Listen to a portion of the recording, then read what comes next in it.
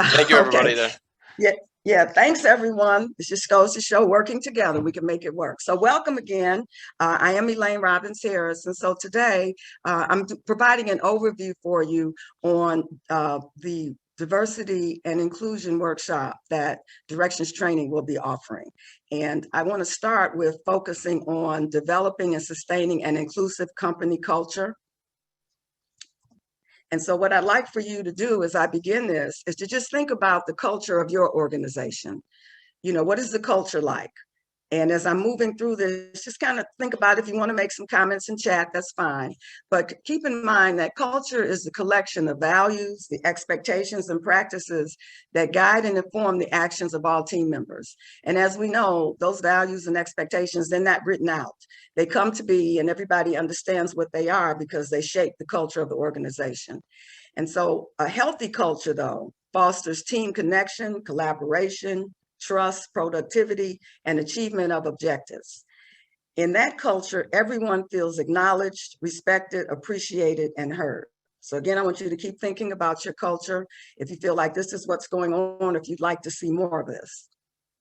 And so when we consider the impact and achievement of this type of culture that fosters this kind of connection where people work together and that there's productivity and everyone is feeling like they can make a contribution and they'll be heard. This is why we talk about diversity and inclusion. This is where the concepts of diversity and inclusion align with a healthy organization culture. And so just to do a quick recap of this healthy workplace culture, there's mutual respect, open communication, so people feel they can talk to one another, share ideas, ask questions, ask for support. There's creativity, productivity, collaboration, and innovation. And very importantly, everyone feels like they are valued, they're safe, they're comfortable, and they're energized by the growth opportunities. And as I mentioned before, this is where we align with diversity and inclusion. This is what inclusion is all about. Everyone feeling valued, safe, comfortable, and energized, where they can be heard, they can do their best, they can make contributions. And so I'm going to spend some time now just going over the programs that will be included, well, the tracks, I should say, that will be included in the Directions and Training program, the Diversity and Inclusion program, and talk also about the format, etc. So the objectives of this program are to support the participants in acknowledging and understanding the benefits of an inclusive culture and how that inclusive culture is developed and sustained. So what are the benefits of diversity and inclusion? Why is it so important? Why do people keep talking about it? So we're going to focus on that. And then self-awareness, because when we talk about a healthy culture, everyone contributes to that. A healthy culture just doesn't take place. It requires everyone's awareness and contribution. And talking about diversity, inclusion, and belonging, because focusing on diversity, inclusion, and belonging, that's what brings us to that feeling that everyone is acknowledged and respected. And we talk about implicit bias because it's a very important aspect of understanding diversity and inclusion. Making connections to cultivate an inclusive culture. Making the connections is the important part. You know, being able to have a rapport with others, being able to support others and work together, not always agreeing, but able to talk and work through things together. And so all of this leads us to understanding what is inclusive behavior? How does it look in the workplace? What are the benefits and it's the impact of having inclusive behavior? And that leads us to thinking about if we're going to be allies, then what are we doing? And so the program format is there are 5 standalone sessions in which the interrelated topics and concepts are applied to the overall program objectives. Each session is 3 hours. They're interactive virtual sessions, and they include small and large group activities and discussions. Each session includes concepts and models and strategies that support the development and maintenance of a culture that we've been talking about, a culture where differences are acknowledged, respected, and embraced. And so there are 5 different tracks within the program. Session 1, valuing our lens. I mentioned earlier about the importance of everyone making a contribution to the type of culture that we're focusing on. And so self-awareness is a big part of being able to make that contribution. So we'll talk about how our self-awareness helps us to be aware of our lens and what that means when we're focusing on diversity and inclusion. What does it mean to know your lens? And then we'll do a good dive into just understanding diversity, inclusion, and belonging. What's the impact of having a feeling of belonging within the culture? And the importance and impact of conscious inclusion. Session 2, understanding and managing implicit bias and schemas. There's a lot of misunderstanding around implicit bias. Some people, get a little uncomfortable, like somebody's pointing a finger at you. And so it's often misunderstood. But what we want to understand, bias is a natural function of the brain. And the brain takes shortcuts in order to manage all the information that's constantly coming at us. We can't just take it all in. And so these shortcuts are considered schemas. And so I want to talk about the origin of schemas. I find it very interesting. I think you'll agree. So I'll get to that at the very end. And then session 3, beyond self-awareness is real engagement. So self-awareness is the foundation. That's the beginning where we start. But after that, it's like, now that you're aware of your lens and what you can do, how do you begin to engage with others? And so the important thing is to recognize that often you have to stretch beyond your comfort zone and choose curiosity over judgment. And of course, it's very important to apply appropriate communication skills. Session 4 is the view from the other lens. And I keep talking about lens, so I'm going to go into more detail on that in just a moment. But being able to see things from someone else's perspective is very helpful. Empathy and curiosity support us in being able to develop a broader perspective and see things beyond the way we typically see them. And it also supports building trust. The growth mindset is very useful in talking about, taking on the concepts and strategies and applying for diversity and inclusion. And I'll talk about the growth mindset. I have a screen just for that in just a second. Intent versus impact. We all know that sometimes we'll do something and our intent is one situation, one thought, but the impact is totally different. So let's be aware of that so that it can be managed. And then the last session, session 5, taking responsibility. Okay, that's very important. If you have awareness, you have the intent to do something, what's the responsibility? And so I've developed a personal power model with the understanding that we continuously build on our personal power.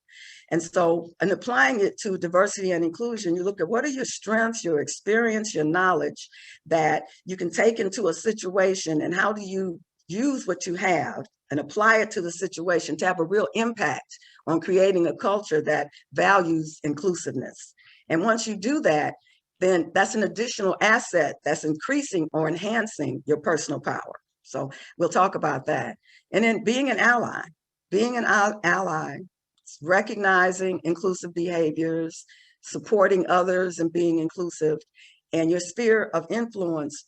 Where are the areas where you can have this influence, where you can, be an ally and apply inclusive behaviors?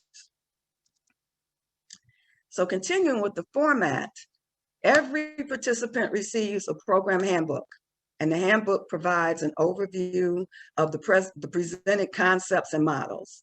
It also provides a model for personal action planning.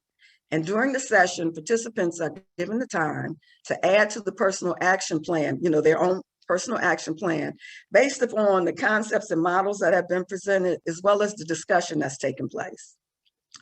Videos, group activities, and discussion support the concepts and models and guidelines and strategies that are presented. I've mentioned discussion a couple of times, and I want to just emphasize, within the program, discussion is so very important. I believe the concepts, the strategies, the models, I think they're strong and they're very important, but it's the discussion when people start sharing their experience, their insights, their perception, their questions. It brings those concepts to life. And it enables us to begin to understand how people do have a very different way of seeing things, and taking that in, it gives us, what I'm saying is, a broader perspective. We go beyond just seeing it from our own experience to seeing what someone else's experience has been and how it has shaped the way that they look at things.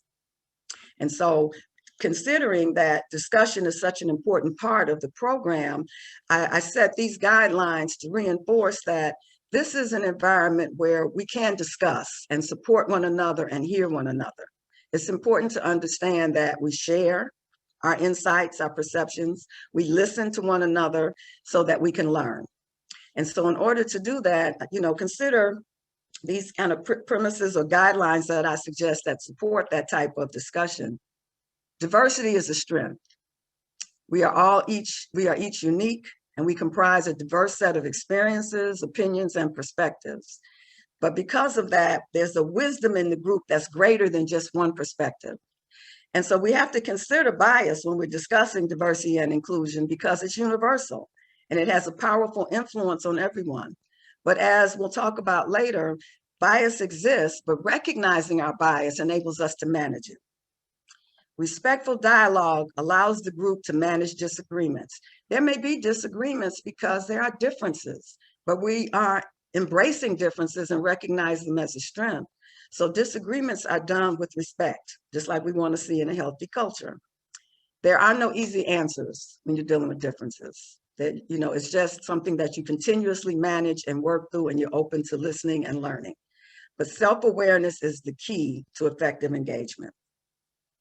So we agreed to listen with patience and willingness to learn and gain something, to maintain an open mind, to speak our own experiences or insights with an I statement, not speaking for someone else or trying to clarify what someone else is saying, an I statement. So you're just holding your opinion and how you feel about it.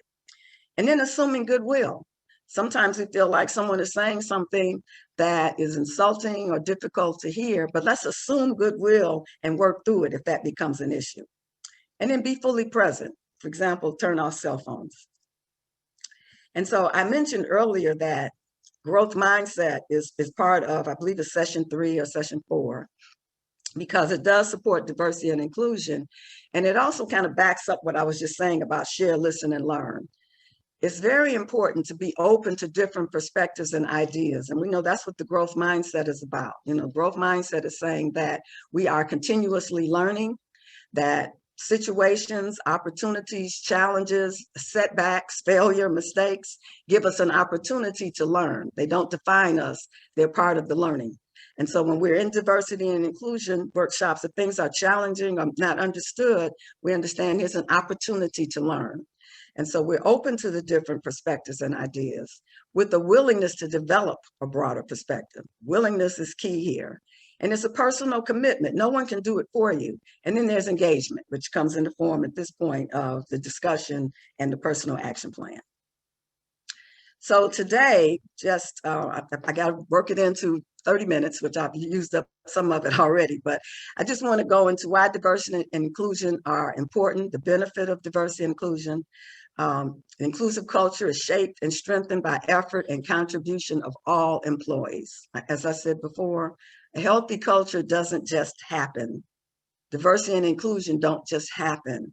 It requires engagement, commitment from everyone who's there, contribution. Self-awareness. Identity awareness supports accepting and embracing diversity.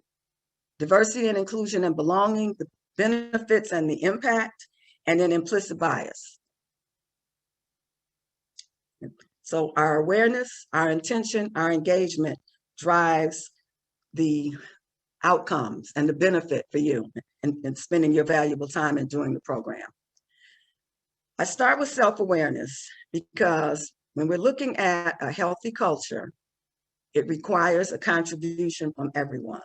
And so when we think about self-awareness, I want you to be aware that we all have a lens. We have a way of looking at things. Our lens determines how we view ourselves, how we view situations and people. Various aspects of our identity shape our lens. And so there are various aspects like our gender, our age, our race, our sexual orientation, socioeconomic level, physical ability, those things and the experiences they bring to us, it shapes the way we look at the world, the way we look at ourselves, the way we look at others. Our cultural identity also contributes to our lens. But you can have two people who can be sitting there observing the very same situation and perceive it and respond to it totally differently. And we probably all had that experience. But that's because two different people see the same situation in two different ways based upon their own lens. And so we also refer to lens as our worldview. So the self-awareness and the identity lens, it's just important to acknowledge the aspects of our identity that shape our way of looking at ourselves, others, and the world. And so it's about embracing our identity. We feel good about it, but understanding that it shapes our lens.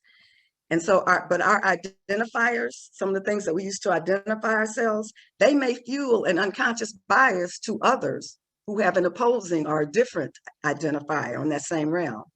And we may also recognize our identifiers that we feel may have caused others to be biased towards us. So increased self-awareness enables to identify our biases. And when we build self-awareness, we can just stop acting automatically and manage it differently and make better decisions. And so this identity model, I want to share with you an exercise that is done within the program. This identity model, so you see this diagram on the screen. In the center, there's a space for everyone to, you just put your own name there. And around the name, there are 6 opportunities in which you would fill in with 6 of your identifiers. So the diagram on the screen I just showed you is the identity model. On this model, there were 6 opportunities to describe yourself. And so you can pick from this, I think it's like I have 10 or 11 here, identities, but you would pick 6 of those that you feel like your primary identity.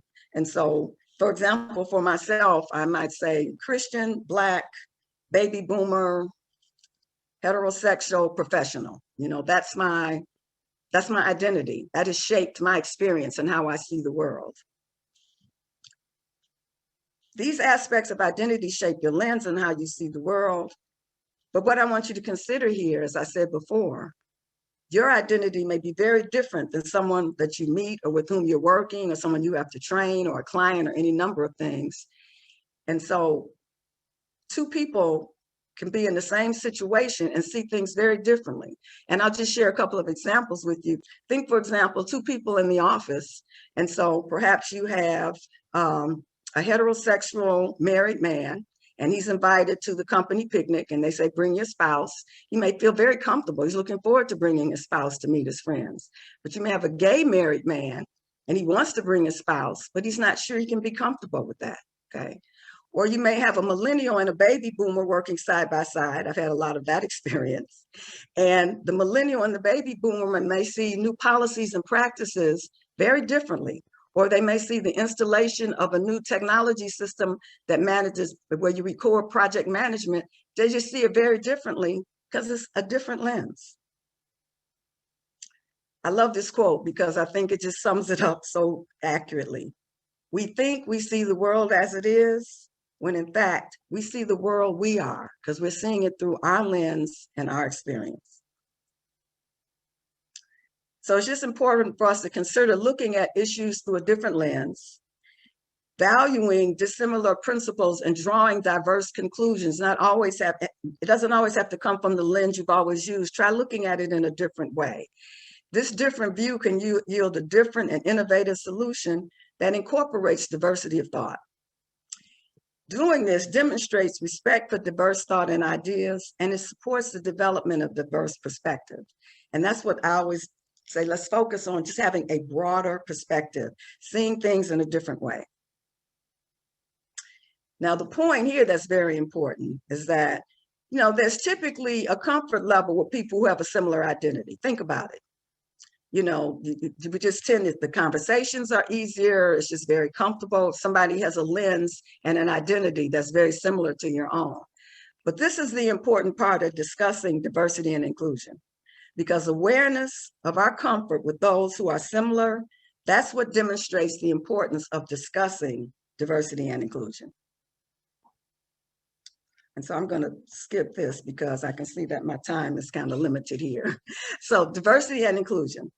Diversity is the presence of people representing various special identity groups. And I mentioned it earlier. It can be race, ethnicity, gender, age, sexual orientation, socioeconomic level, education, etc. Diversity is all the ways we differ.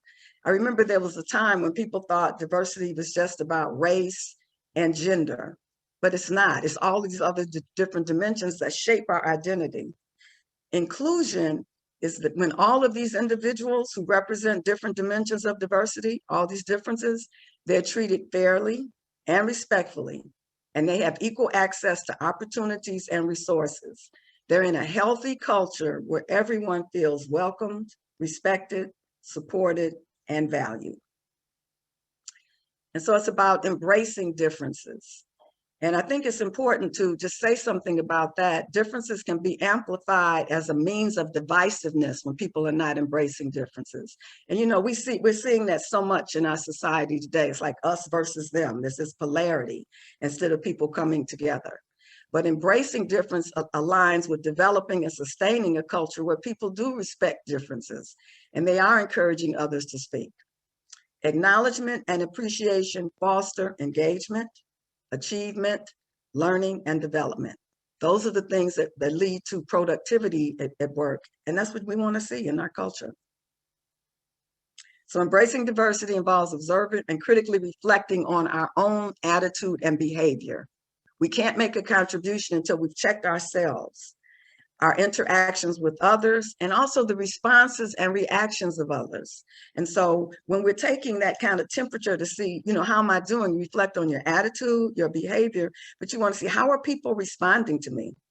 And then honest and open communication is the key to positive interactions.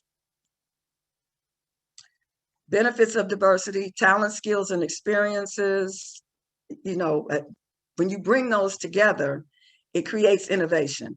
It grows your talent pool. An organization that embraces diversity is viewed as a more progressive organization and attracts a wider range of potential candidates. This impacts employee retention. People want to stay because they're being appreciated. They have an opportunity to make a contribution. And it also does a lot for the reputation of your organization. Inclusion. So we can have diversity. Inclusion is the important part of that. Inclusion is empowering people from different backgrounds to share their insight and feedback, to make strong connections and benefit from the diversity. Inclusion generates more favorable outcomes by facilitating deeper connections. When there's true inclusion, when people feel included, then the connections are real. And it's looking at issues through a different lens, incorporating other insights and connections, and everyone feels respected, included, valued, and truly able to contribute their best. Simply put, inclusion generates more favorable outcomes by facilitating deeper connections. No one has all the answers. We're better together. And so I want to just spend a little time on belonging, and then I'll do implicit bias and wrap it up. Belonging is a part of this. When we think about this culture, because when I do research on this, I realize belonging is the emotion. Belonging is the feeling of being part of something and mattering to others. And it comes as part of the process of creating inclusion with intentional acts. Employees need to have a sense of belonging. Belonging and inclusion are closely aligned. And research has shown that at work, what matters most to people is that feeling like they belong, that they can make a meaningful contribution, and that what they're contributing is valued. It makes a difference. There's a sense of security from belonging that impacts the area of the brain that facilitates higher order thinking. So when there's the sense that I belong, I'm valued here, I can speak up and be heard. That leads to higher order thinking skills, innovation, and problem solving. That supports the group and addressing problems and making decisions and being creative. And there's a continuous impact from that. As the confidence of position in the group, as that increases, if I'm feeling more confident being in the group, my performance is going to improve. As my performance improves, I feel even more confidence. So you can see how it's an ongoing cycle that supports a high level of performance, or at least a willingness to engage and make suggestions and be involved. And again, that's contributing not only to the culture, but to the performance and outcomes for the team or the company. So a sense of belonging enables a team or an organization to maximize the benefits of diversity. And quickly, I want you to think about this. What is the impact of feeling acknowledged, respected, heard, and encouraged as a member of the team or organization? And this is one of the discussion questions that's always just brings on great discussion and insight.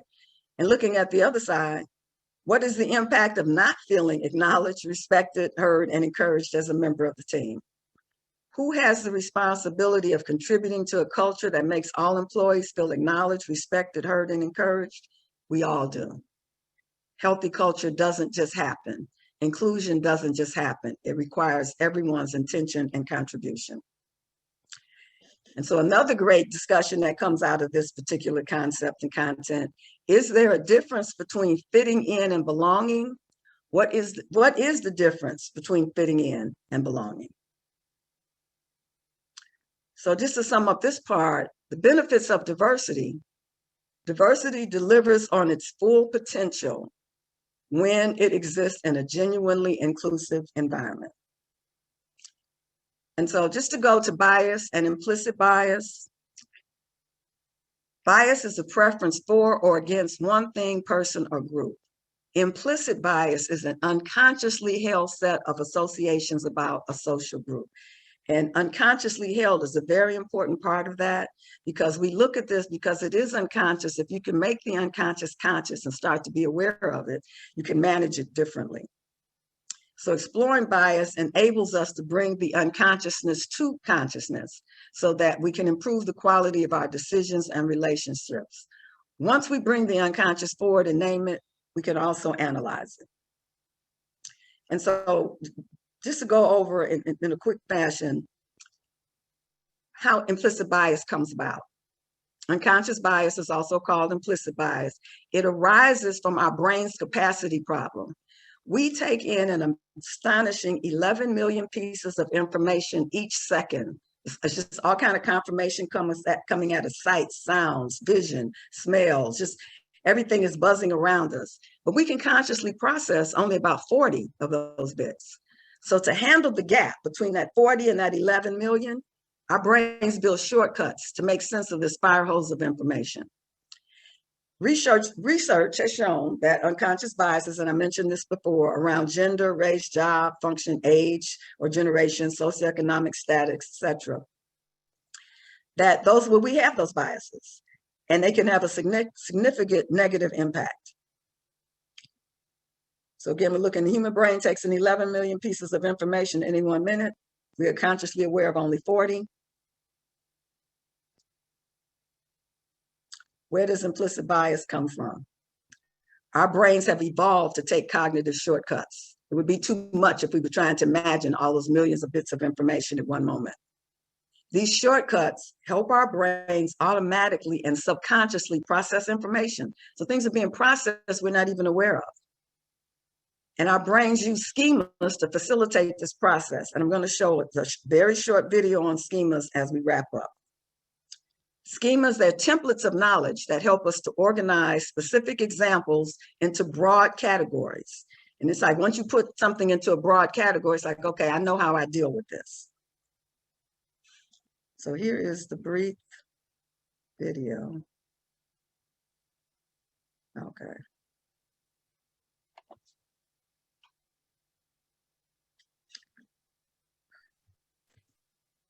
Our brains are extraordinary. Think your smartphone's fast? Turns out your brain is a far more advanced computational machine. We don't notice it, but our brains are constantly and automatically processing millions of stimuli every second. For example, if you see me walking down the street, through casual visual inspection, you instantly sort me into multiple social categories, such as male, middle-aged, and Asian. Once you've tagged me in this way, your brain automatically activates a cloud of information that you've come to associate with each of these categories over the course of your life. All of this happens without any conscious direction, effortlessly, while you're doing other things such as walking your dog, drinking your coffee, dodging cars, and checking your phone. How do our brains perform such complex tasks in real time?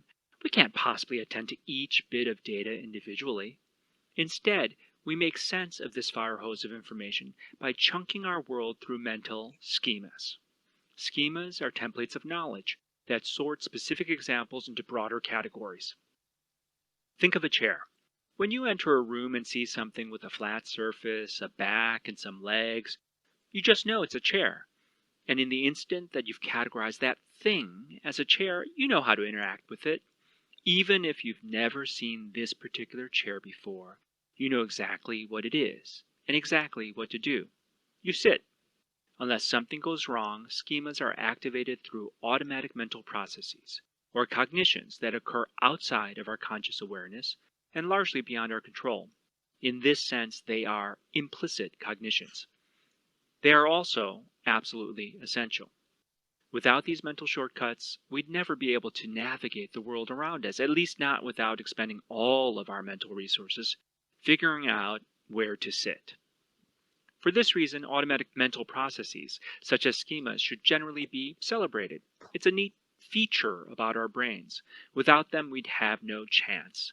But schemas don't apply only to things like chairs, they also apply to people, because in some sense, we're just interestingly complex things. That means automatic processes lead us to sort fellow human beings by schemas, including social categories such as age, role, sex, and race. Here's where things get interesting. We might not care about automatically processing chairs, but automatically processing people? If we want to treat people fairly so that we can all compete in a genuine tournament of merit, might these automatic processes lead us astray? Getting curious? Skeptical? Anxious? To learn more, turn to the next video, Implicit Bias, Lesson 2, Attitudes and Stereotypes. So quickly to sum this up, schemas are implicit cognitions. They are essential. They are automated through an automatic mental process outside of our conscious awareness, but they enable us to navigate the world around us. Once you categorize something or someone, you know how you interact with it or with them. And so we've gone beyond the 30 minutes.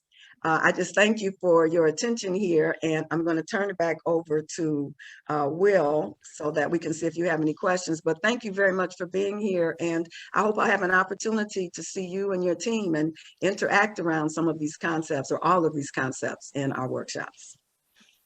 Perfect. Thank you, Elaine. Before we hop into the Q&A, I do want to bring up the offer. So the offer is 35% off diversity and inclusion classes. You'll need to use code DEI 2021 for that. I'll drop this info in the chat now as well, so you guys can get a hold of that. Let me open that up.